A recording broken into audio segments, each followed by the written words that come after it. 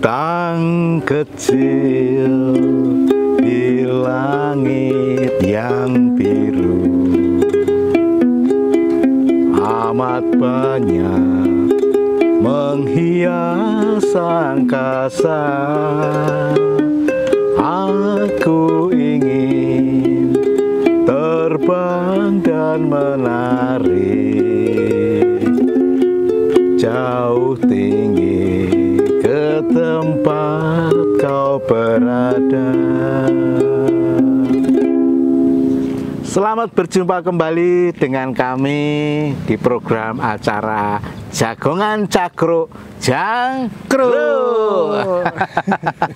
Wow, kita memasuki pembicaraan atau jagongan yang tentunya sesuai dengan keadaan saat ini di tanggal 23 Juli ya, dalam rangka bertepatan dengan Hari Anak Nasional. Hari ini ya, Mbak? Iya, betul. 23 Juli. Iya. Bertepatan dengan pengambilan gambar kita saat ini. Dan tahunnya 2025. Oh ya, tema nasionalnya ada nih.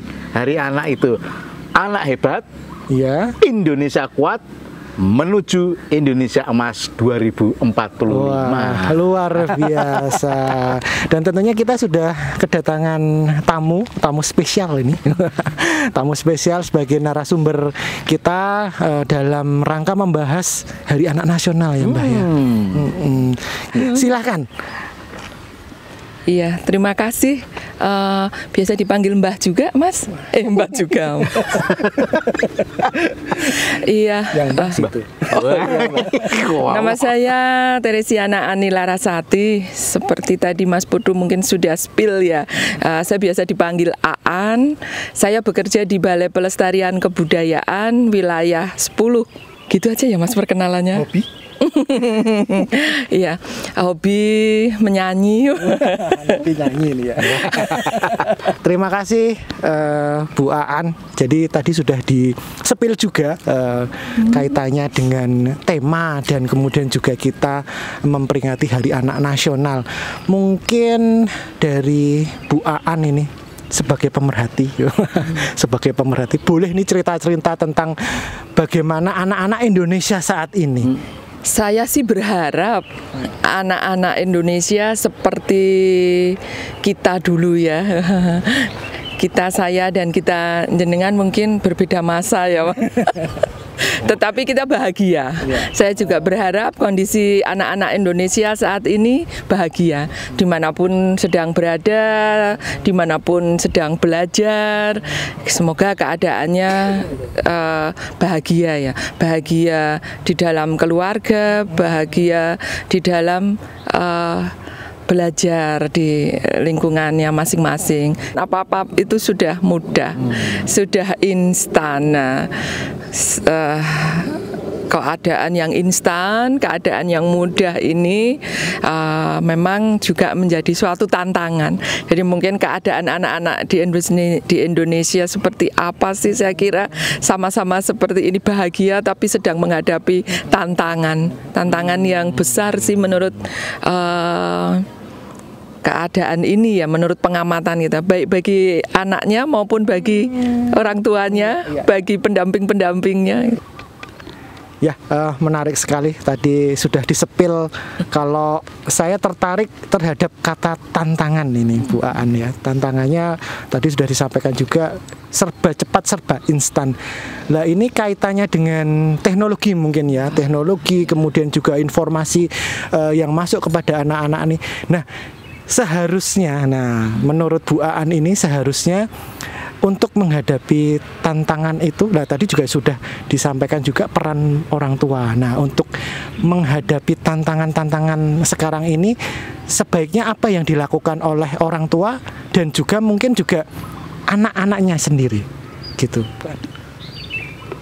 Ketika menginginkan anak-anak tidak pegang HP terus, memang kita tuh mesti mau meluangkan waktu, meluangkan perhatian, meluangkan hati, mendengarkan, bahkan bermain bareng, bahkan bercerita, terus mungkin berkegiatan yang memang dia suka, mungkin dia suka menggambar mungkin, maka kita temani dia menggambar sambil kita mungkin gitaran kayak gitu ya di sebelahnya atau apapun itu. Tapi memang ya jadi kita memang harus punya dedikasi yang kita berikan juga untuk menyukseskan program, bisa berkomunikasi, menjawab tantangan itu. Iya ya, maksudnya kita punya meluangkan waktu, kita sendiri ya sebagai modelnya bagi dia, bagi mereka, kita mengusahakan banget lah waktu untuk ya menemani dia apa yang dia sedang sukai, seperti itu. Berarti ini Beli Putu. Ya. Orang tua harus bisa meluangkan waktu untuk berkomunikasi. Berkomunikasi, jangan sampai anak itu mau di sakarpe dewi. Iya, mainan sendiri, mainan gadget apalagi all of the time. Bahasa Inggris. Mainan gadget gitu ya. Padahal kan ada sebenarnya kalau nggak salah ada misi ya Bu ya. Misi bahwa orang tua itu harus mendidik anak gitu karena pendidikan itu juga tidak cuman di formal saja, tapi orang tua ini punya peranan penting. Nah, nanti kita akan bicara tentang bagaimana mendidik, dan tadi disampaikan juga tantangannya. Selain tantangannya, kemudian ada misi mendidik itu. Nah, bagaimana strateginya? Wah, gitu ya. Cocok. Nah, konco budaya, tunggu ya apa yang akan disampaikan nanti oleh Bu Aan dengan tadi. Setelah ini nanti ada hal yang tentu akan lebih menarik, dan tentunya juga ada kaitannya juga nih. Kenapa kok kita berada di Candi Sojiwan ini? Ada ya Bu? Ada gitu apa ya. juga? Apakah kaitannya mendidik itu nanti dengan Candi Sojiwan? Ada kok hubungannya? Oke, kita tunggu pada segmen selanjutnya di acara Jagongan Cakro Jangkro.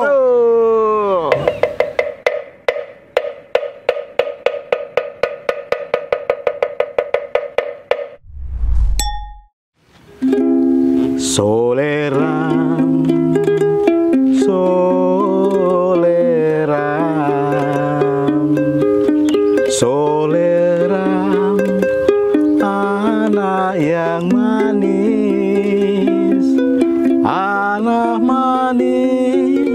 janganlah dicium sayang, kalau dicium merahlah pipinya. 1, 2, 3 dan 4, 5, 6, 7, 8. Kalau Tuhan punya kawan baru, sayang, kawan lama jangan dilupakan. Kembali kita di acara Jagongan Cakro Jangkro. Beli Putu, ini tahu nggak tadi lagu Soleram ini? Waduh, saya saking menikmati, saya terus kosong gitu. Jadi lagu Soleram ini asal dari Sumatera, Riau ya. Jadi itu memang dinyanyikan oleh orang tua karena pada waktu itu untuk meninabobokan anaknya. Masih terkait dengan tema Hari Anak Nasional ya. Lagunya juga lagu yang terkait dengan anak-anak dan orang tua tadi. Betul. Baik, silakan dilanjut. Ini menarik tadi janjinya dengan Bu Aan ini gimana? Kita lanjutkan ya Bu Aan ya. Sebenarnya apa yang harus disampaikan ke anak, atau apa yang mungkin bisa disampaikan oleh orang tua ketika saat mendidik? Apakah tadi perilakunya, atau kesopanan, apa terkait dengan misalnya hubungan dengan keluarga? Nah, apa sebenarnya yang fundamental yang perlu disampaikan oleh orang tua kepada anak, Bu? Jadi kalau terkait dengan karakter ya, saya kira untuk menjadi sosok yang smart, sosok yang kuat, anak hebat supaya Indonesia ini bisa jadi semakin kuat ya tadi ya, menuju generasi emas 2045. Maka karakter ini perlu kita perhatikan dengan prioritas lebih ya, karena karakter itu kan akan menjadi pondasi kuat untuk seseorang itu menjadi A, B, atau C, baik atau buruk. Pertimbangan-pertimbangan yang melekat padanya ketika nanti dia dewasa itu kan sangat dipengaruhi oleh karakter yang sudah terbentuk, yang tentunya tidak dibentuk dalam hitungan jam, hari, tapi itu tahun. Ini value ya. Ketika value itu maka akan masing-masing keluarga mungkin akan berbeda. Bisa juga hal-hal yang seperti itu kita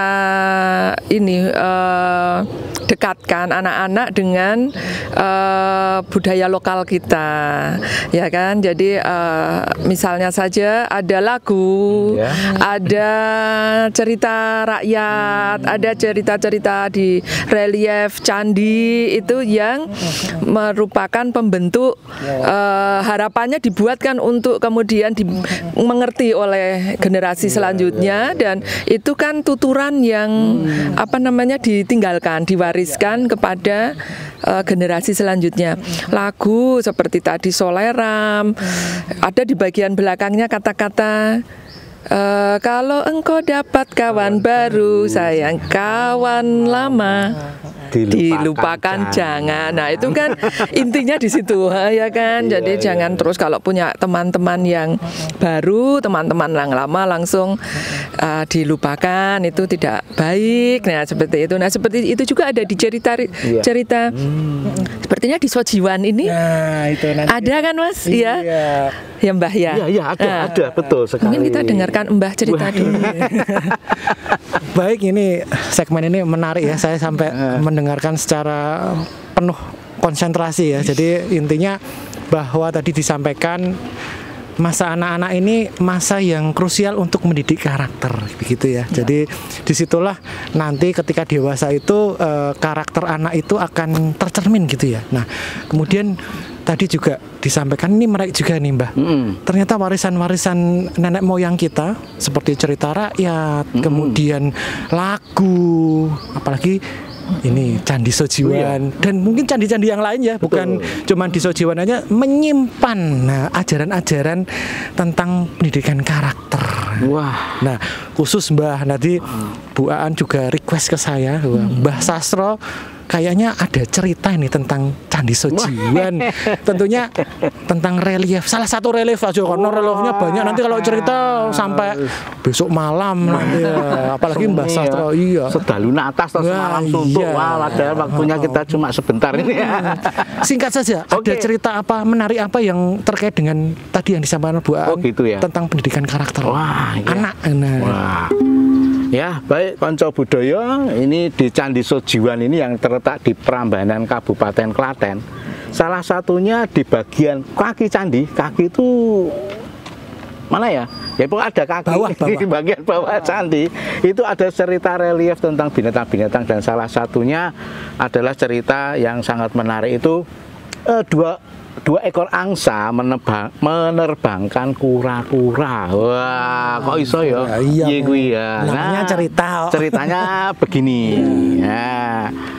Pada suatu waktu di sebuah telaga itu sedang mengalami kering kerontang karena kemarau yang sangat panjang. Nah, kemudian kura-kura itu sedih karena hidupnya, semua makhluk hidup pasti tergantung dengan air. Ya, telaga itu kering. Kemudian bertemulah kura-kura itu dengan angsa. Angsa, kamu tahu nggak toh suatu tempat di mana di situ akan banyak airnya, karena kita di sini sudah nggak ada air. Saya tahu itu tempatnya jauh di sana, saya bisa mencapainya sampai ke sana. Lah tapi kalau saya kan jalannya kan tidak bisa cepat, tidak bisa terbang seperti kamu. Saya sampai sana pasti akan lama dan saya pasti di tengah perjalanan akan mati karena kehausan. Oh gini kura-kura, kamu kan teman baikku ya, teman ya kan baik. Saya terbangkan kamu ikut dengan saya. Terus kura kaget, loh gimana caranya? Ya gini, saya dan teman saya nanti akan memegang sebatang kayu. Wah, lalu kamu nanti menggigit kayu itu, terus kami menerbangkan kamu berdua. Oh begitu. Oke, senang tahu kura-kura mau diterbangkan. Tapi ada syaratnya. Cerita itu pasti ada syaratnya. Iya. Syaratnya selama penerbangan kamu tidak boleh bicara apapun yang terjadi. Karena kalau kamu bicara, kamu pasti akan terjatuh karena kamu kan terbangnya menggigit batang kayu ini. Siap. Wah, saya menyanggupi permintaanmu. Akhirnya terbanglah singkat cerita sampai di atas awan. Wah, ketinggian kalau di atas awan. Wah.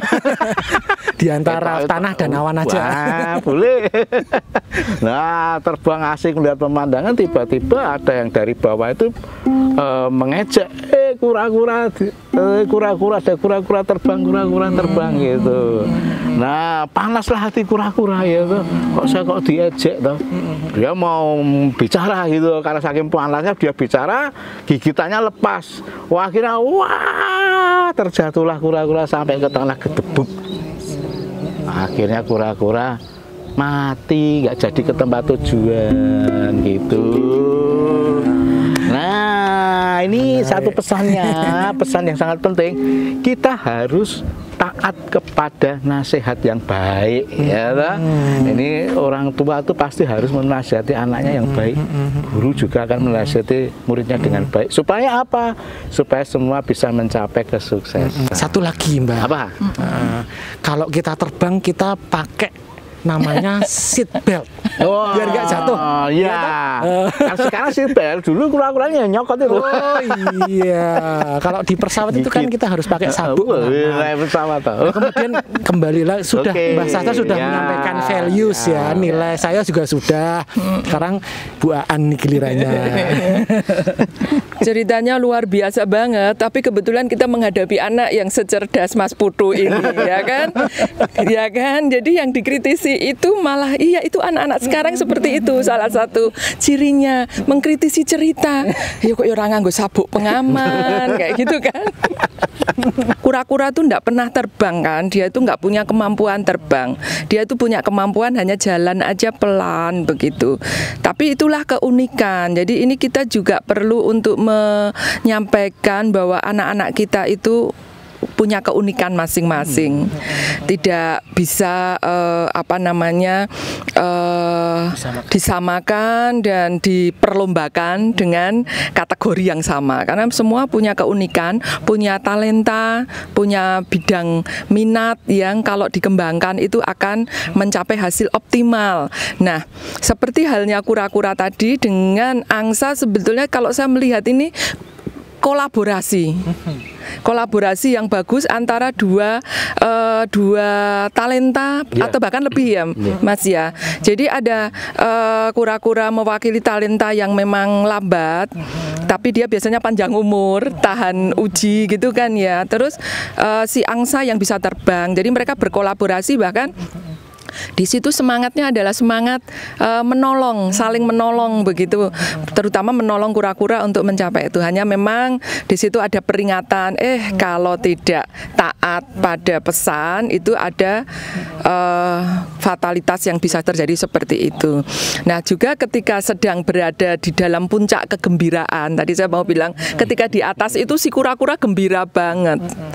Tapi di satu sisi dia juga mudah panas hatinya, karena tadi yang di bawah itu kok terus kayak ngeledek. Ya gitu ya Mas ya, kalau saya tadi mendengarkan ceritanya Mbah Sastro tadi. Wah, ono kura-kura mabur. Kayak gitu kan, kok dia cek panas kan kayak gitu tadi. Jadi ketika dia bisa melampaui ke hari-harinya maksudnya bisa melampaui batas kebisaannya dia. Nggak pernah bisa terbang, terus hari itu begitu dia bisa terbang seneng banget, bungah banget, terus juga di EC dia juga panas, jadi dia lupa. Nah, ini harus mawas berarti ya nak ya, kalau adik-adik ketika anak-anak semua ketika nanti berada di situasi yang sangat menggembirakan, itu juga tetap waspada. Ketika berada di situasi yang mungkin sedang diuji karena mungkin sedang di EC sama temennya kayak gitu, yo pokoknya iso tenan po kayak gitu kan, itu juga tetap waspada. Kalau saya waspada itu tadi untuk jadi nilai dari salah satu cerita di relief Sojiwan ini, Mas. Obrolannya menarik sekali ya. Baru 3 orang saja nilainya sudah beda-beda, dan Bu Aan juga nilainya banyak. Setiap kalimat itu pasti ada nilainya ya, cerita tadi ya. Tadi secara keseluruhan ada, kemudian secara penggalan-penggalan cerita sedikit aja sudah bernilai atau ada values-nya terhadap pendidikan karakter anaknya. Baik Bu Aan, jadi ternyata candi ini ya Mbah Sastro punya potensi untuk bagaimana caranya orang tua itu menyampaikan pendidikan karakter dengan cara yang menarik ya. Dan inspirasinya dari candi. Maka itu ajaklah anak kita ke warisan Buddha, salah satunya candi ya, karena banyak cerita-cerita menarik yang bisa disampaikan ke anak-anak kita. Mungkin dengan bercerita, dengan melihat, mengonservasi dan lain sebagainya pasti akan beda ya ketika kita mendidik anak itu ya terhadap karakter itu. Menarik sekali. Nah terakhir ini, karena ternyata obrolannya panjang kali lebar, kali tinggi gitu.